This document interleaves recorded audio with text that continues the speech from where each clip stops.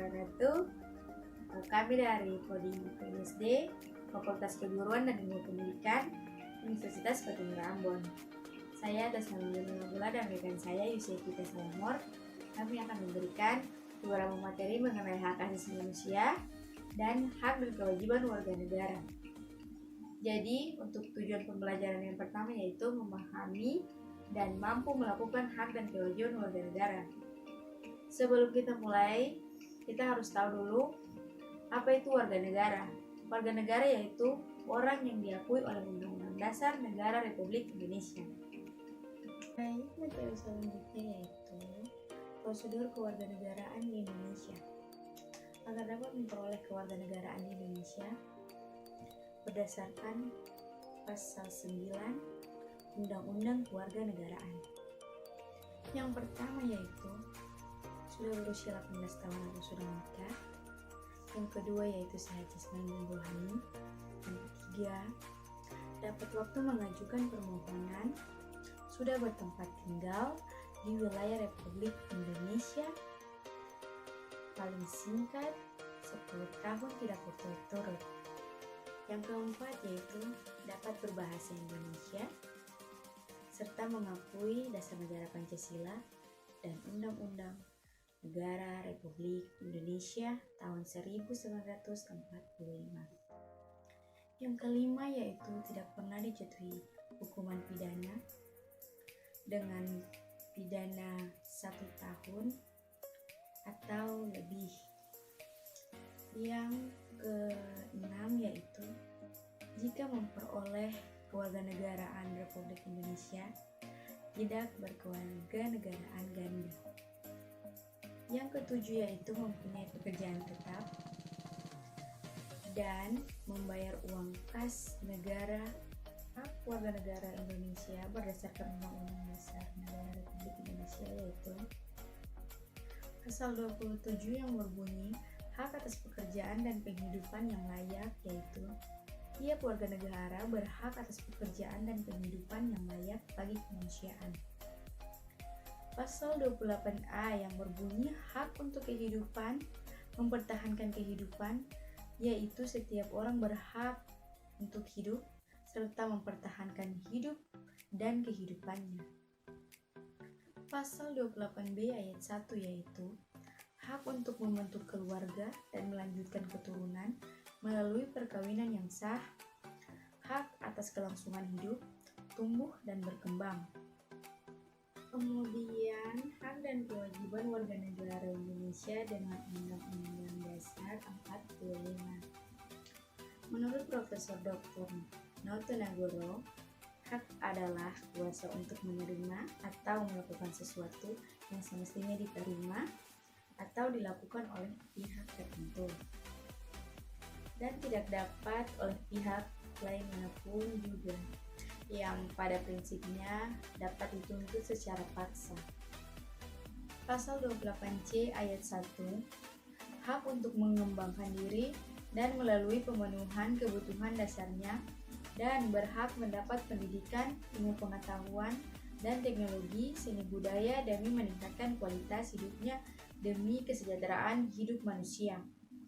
Pasal 28C ayat 2, hak untuk memajukan dirinya dapat memperjuangkan haknya secara kolektif untuk membangun masyarakat, bangsa, dan negaranya.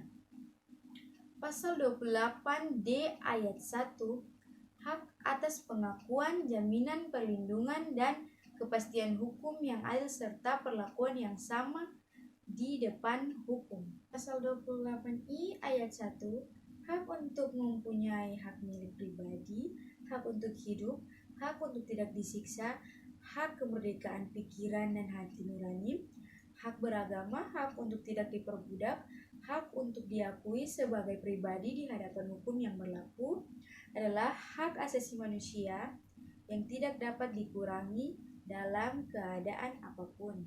Baik, berikutnya kewajiban warga negara di Indonesia. Yang pertama yaitu wajib menaati hukum dan pemerintahan. Yang kedua yaitu ikut serta dalam upaya bela negara. Yang ketiga yaitu menghormati hak asasi manusia orang lain. Yang ketiga yaitu tunduk kepada pembatasan yang ditetapkan oleh Undang-Undang Dasar Negara Republik Indonesia. Yang terakhir yaitu ikut serta dalam usaha pertahanan dan keamanan negara. Pendidikan hak asasi manusia di persekolahan. Pendidikan hak asasi manusia. Diterbitkannya buku pendidikan berbasis hak asasi manusia oleh Departemen Pendidikan Nasional sungguh suatu langkah maju dalam penegakan hak asasi manusia di Indonesia. Untuk negara yang punya pengalaman hak asasi manusia, diskriminasi ras, etnis, dan minim toleransi terhadap perbedaan, sungguh buku tersebut berangin segar. Permasalahannya, bukankah pendidikan hak asasi manusia dengan bentuk yang lain telah lama diajarkan di Indonesia? Bukankah sejak SD, murid-murid telah mempelajari agama, etika, budi pekerti, pendidikan moral, Pancasila, dan sebagainya? Lalu pendidikan hak asasi manusia seperti apa yang dimaksud? Tulisan berikut tidak hendak meresensi buku tersebut di atas, namun ingin menyuguhkan perspektif tentang pendidikan hak asasi manusia, human rights education dalam situasi Indonesia kontemporer. Selanjutnya, perspektif pendidikan hak asasi manusia. Human rights education secara sederhana dapat diartikan sebagai mendidik setiap individu untuk dapat memperjuangkan hak-haknya sekaligus dapat menghargai hak-hak orang lain. MOE Taiwan 2003. People Movement for Human Rights Education, PDH-RE, suatu organisasi non-pemerintah ORNOP yang bermarkas di New York. Memaknai Human Rights Education sebagai suatu pembelajaran hak asasi manusia, Human Rights Learning, lebih daripada pendidikan hak asasi manusia, Human Rights Education, PEMPEL 2005. Sedangkan pendidikan education adalah proses belajar yang berlokasi di sekolah atau lingkungan seperti sekolah, atau dalam arti luas, proses transmisi nilai-nilai dan pengetahuan yang telah terakumulasi dalam suatu masyarakat. Britannica 2003. Pilihan pada pembelajaran hak asasi manusia oleh PDHRM mengacu pada pedagogi kritis dan transformatif. Dalam kaitan ini, pedagogi kritis adalah pedagogi transformatif yang bertujuan untuk mengubah proses pendidikan sebagai proses yang mengubah status quo dan memberikan kesadaran akan kebebasan manusia dari berbagai jenis penindasan. Tilar 2005. Maka mengacu pada pedagogi kritis, sasaran dari pendidikan ataupun pembelajaran hak asasi manusia adalah pada transformasi sosial, baik individu maupun kelompok. Transformasi di sini mencakup perubahan aspek pengetahuan, aspek keterampilan, aspek sikap, perspektif, kesadaran diri. Kemudian dalam suatu pendidikan atau pembelajaran hak asasi manusia, nilai dan prinsip dasarnya yang mendasarinya antara lain persamaan, keadilan, kemerdekaan, martabat manusia, universalitas, tak dapat dikecualikan, tak dapat dipisahkan, dan non-diskriminasi. Untuk materi selanjutnya akan diberikan oleh rekan saya, Yusefita Salamov. Selanjutnya kita masuk pada subpokok bahasan yang ke-6, yaitu model pembelajaran HAM bagi pendidik. Contohnya, perencanaan pembelajaran HAM di sekolah dasar.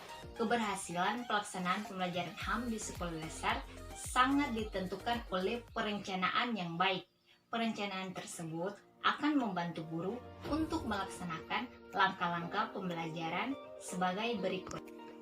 Yang pertama yaitu menganalisis substansi kurikulum. Melalui analisis dapat diketahui bahwa materi pokok HAM yang terintegrasi di dalam mata pelajaran sebagaimana termuat di kurikulum dapat diketahui. Yang kedua yaitu hasil analisis kajian itu kemudian dimuat di dalam silabus yang dikembangkan. Silabus tersebut berupa rencana kegiatan pembelajaran secara sistematis yang memuat materi pokok, media dalam evaluasi, serta alokasi waktu yang akan dilaksanakan di dalam pembelajaran. Yang ketiga yaitu pengembangan silabus disesuaikan dengan potensi anak, sarana prasarana sekolah, serta kemampuan guru di dalam kita dapat merencanakan pembelajaran yang akan memberikan pengalaman belajar itu untuk HAM yang sesuai dengan kurikulum dan potensi anak. Silabus adalah suatu rencana yang memuat pokok-pokok pengalaman belajar yang akan diperoleh anak. Dalam pembelajaran, format silabus yang dikembangkan sangat tergantung pada guru dan tidak ada yang sama. Keempat, yaitu berdasarkan silabus dapat dikembangkan rencana pembelajaran atau RP. Rencana pembelajaran adalah seperangkat langkah-langkah pembelajaran yang harus diikuti guru dalam pembelajaran anak. Pada pembahasan yang ke-7, yaitu program penegakan hukum HAM di Indonesia. Setiap orang dan setiap badan dalam masyarakat senantiasa menjunjung tinggi penghargaan hak-hak dan kebebasan-kebebasan melalui tindakan progresif baik secara nasional maupun internasional. Namun, manakala manusia telah memproklamasikan diri menjadi satu kaum atau bangsa dalam suatu negara, status manusia di individual akan menjadi status warga negara. Pemberian hak sebagai warga negara diatur dalam mekanisme kenegaraan sebagai berikut. Yang pertama, mengadakan langkah konkret dan sistematis dalam pengaturan hukum positif. Yang kedua, membuat peraturan perundang-undangan tentang HAM. Yang ketiga, meningkatkan penghayatan dan pembudayaan HAM pada elemen masyarakat. Yang keempat, yaitu mengatur mekanisme perlindungan HAM secara terpadu. Yang kelima, memacu keberanian warga untuk melaporkan bila ada pelanggaran HAM.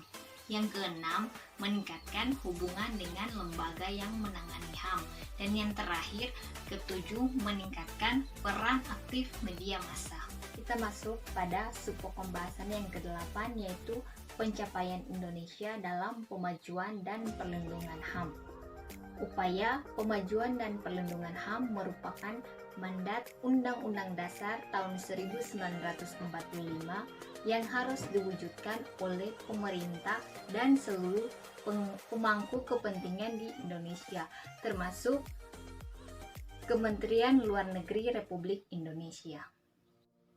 Diplomasi Indonesia di bidang HAM di fora internasional didedikasikan sepenuhnya pada kepentingan nasional Indonesia, membangun reputasi Indonesia sebagai negara demokrasi dan menjunjung tinggi HAM serta memberikan sumbangan Indonesia dalam upaya global bagi pemajuan dan perlindungan hak asasi manusia.